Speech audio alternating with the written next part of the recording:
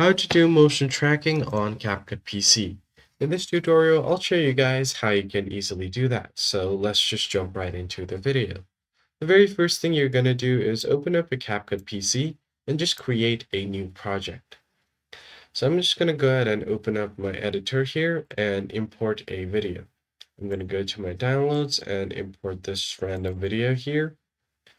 So once you have imported the video, as you can see here, I'm going to go ahead and add this to my timeline here. So here is a zombie walking from left to right. What I'm going to do now is, first of all, go ahead and play this video to show you guys what it looks like.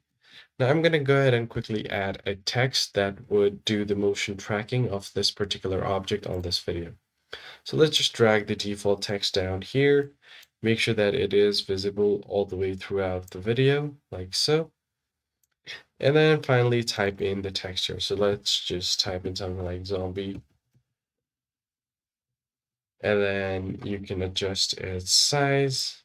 You can make it bold, change its color. So let's just make it a green one for now. Let's just do this. And once you have done this, so now we are just going to go ahead and track this. To do that, just click here and then adjust its size. Then go to the tracking tab and click on motion track.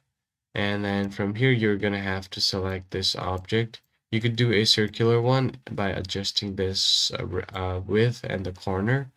I'm just going to go ahead and increase its size and make sure that this thing right here fits. So once you've selected your object, now just click on the start option and it will easily start tracking the object automatically. As you can see here, it is now following this object and the word is following it too. Just wait for it to complete, and once it gets to the end of the video, your motion tracking will now be complete. So as you can see here, the CapCut has automatically started motion tracking. So if I play this, the text moves alongside the object. So that's how you do the motion tracking on CapCut PC. I hope this tutorial was helpful to you guys, and I'll catch you on the next one.